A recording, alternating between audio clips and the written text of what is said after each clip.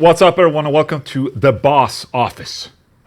2 weeks ago, I showed you a slight bit of my past through old video recordings, but I saved some of them for today because I figured we would watch my first ever live show and basically just watch the progress until, you know, where I am today, basically, because it's been a long ride, man. I thought it might be interesting because we all start somewhere, right? So I'm going to share you where I started when I was a young little Ola Englund. Okay, so my first ever real band was called Leif Sniglish. Leif is a name, Sniglish is basically a slug. So Leif the Slug. And I'm not exactly sure when this was, but it looks like it was on Lucia one year, maybe 96. Look at that, that's Ola Englund.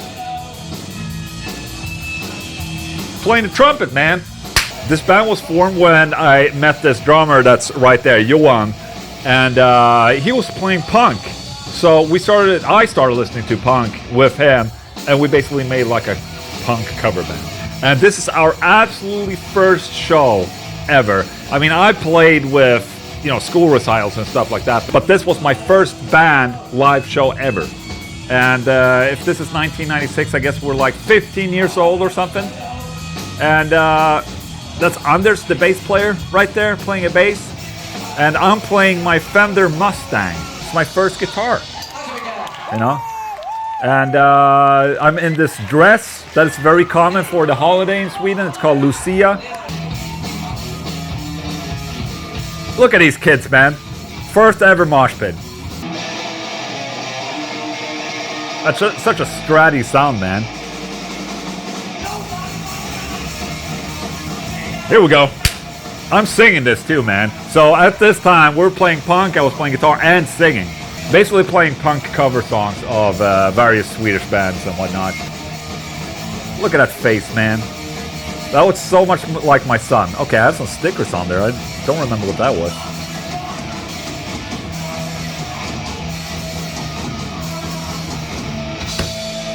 That's cool, man. You know, at this time, I was just really happy when we were rehearsing and playing live that, you know, when we were playing in time together, that was like so awesome. When we played in sync with each other, I remember that feeling so well. It was just such an overwhelming, awesome feeling.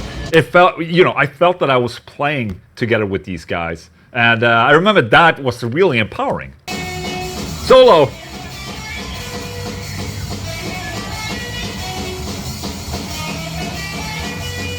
Sounds just like today, man. Okay, here's another gig. Same place and venue, I think. Not as many people. But it's because people are moshing, man. Look at that. And you can see here, this is my Fender concert amp that I had. And I think I had a Korg Axe 30G pedal board that I was using together with my Fender Mustang. It was great, man. Gave me some distortion. I'm kind of amazed that I actually could sing and play guitar at the same time back then. Because nowadays I can barely breathe at the same time as I'm playing guitar. It's just too tough. This is my room back in the day. Look at that. What album is that? Deftones Around the Fur. Oh shit, okay, so we're definitely like in 96 somewhere. That's my record player right there. And my TV. All of this shit I worked very hard for during the summers. I had a summer job every summer to earn money so I can buy a stereo and a TV. And this is my amplifier, the Fender Concert. Incredibly clean amplifier. Really good with the distortion pedals, actually.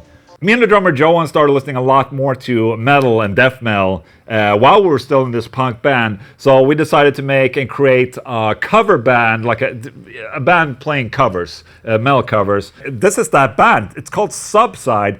And it's basically me, it's Antonio on vocals, Martin on bass, and Johan on drums. This is our first gig in 1998. Is that Deftones? I think that's Deftones, man.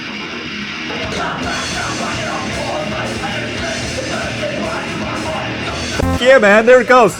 I can't see for sure, but I think I'm playing my Washburn Dime 333 that I bought on my 16th birthday. See the silhouette of a Dimebag guitar. And that was my second ever guitar that I got.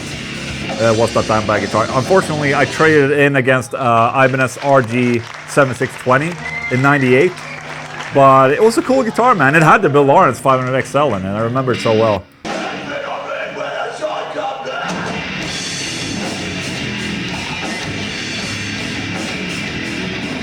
All the other bands had all this amazing gear. You have a half stack back there. I'm playing with my Fender concert amp right there on a table. Use whatever you had, man. And Antonio is an incredible vocalist. He came from Portugal back when we were teenagers and became immediate friends with the guys. And, you know, being from Portugal, it's like, can you sing, man? Can you sing? And he could. He's a really great singer.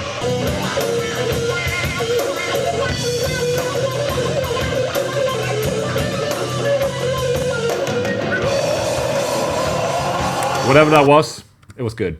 I think this is from our first studio session in 2000. Yes, January 2000.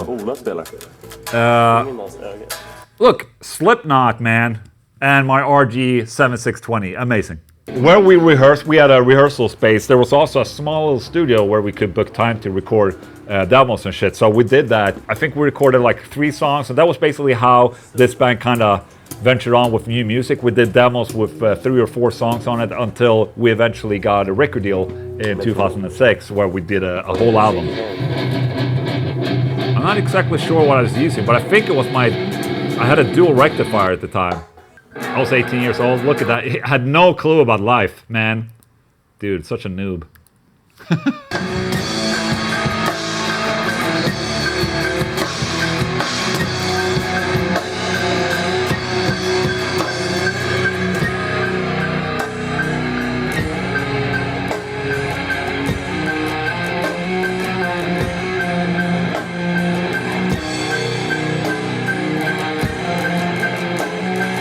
A light touch right there.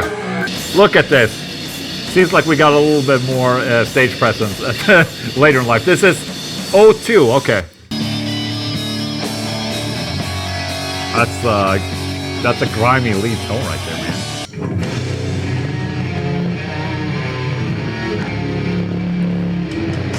Yes! This is a fucking bolt thrower, man. Ooh, and I'm playing a Watchman Stealth.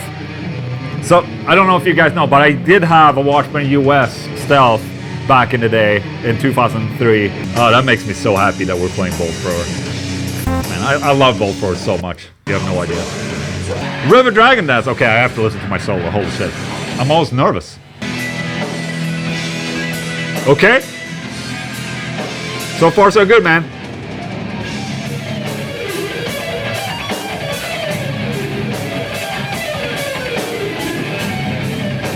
Well,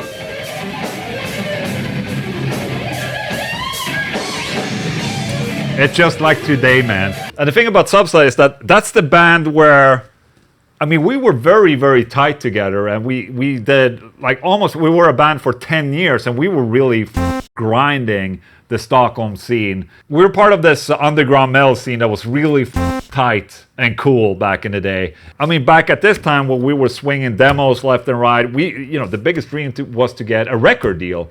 And we finally got that around 2006. And we released an album I think it's out there somewhere. The grinding alone became the demise of the band because we just felt that nothing really happened. And that's obviously very common for a lot of bands. You just grind and you feel like nothing's happening. This right here is from 2006. I think it's one of our last shows. And we're playing Cowards from Hell, man. I think the band in general was just a little bit fed up with each other at this time. And we had that record company and that record deal that didn't really fall through that well, and we were just a little sick and tired of ourselves, so everyone kind of went their own ways a little bit. I started Fear with Mario, just to go back to basics a little bit, just sit at home and write music. Antonio went and started several different bands, one called Barbas, which I'm going to try and see if I can get a link. It's incredibly awesome.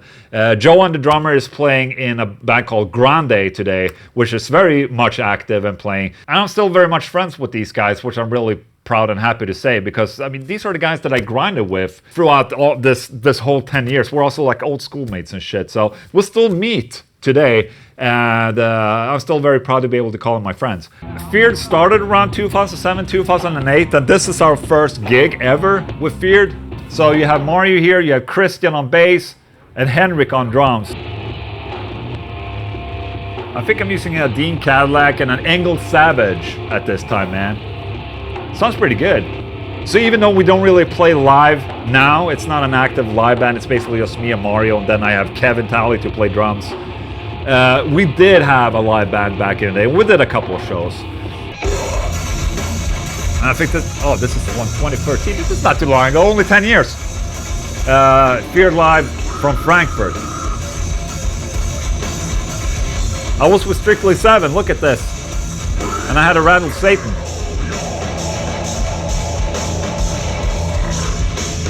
I had a lot of hair. And also around 2012, that's when Chris Barnes called me to ask me to join 6 Feet Under. And, you know, from going to playing smaller stages with like maximum 200 people, I was playing festivals with like 50,000 people, like here on Wacken, for instance. So it was a very big leap, and I'm extremely thankful for Chris Barnes for letting me have this chance to play with him, because, you know, it just raised the bar a little bit. And later that year, I joined the Haunted. We did our first gig at 70,000 Tons of Metal in 2014. I have my Washburn US Custom Shop solar guitar right there.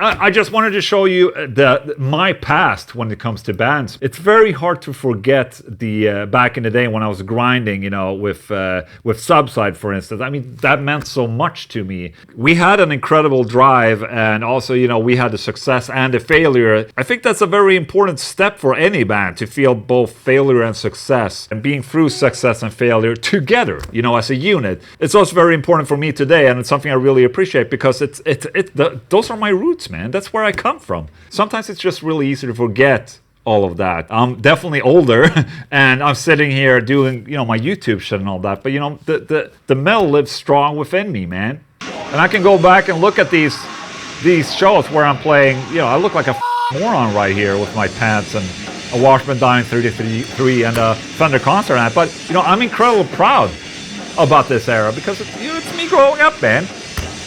I wouldn't be what I'm today without this. So there you go. I just want to show you a little bit more of my past. I think it will be suiting for the Swallow 100. Hope you enjoyed the show so far, man. Let's head back to Old Line the show. Let's...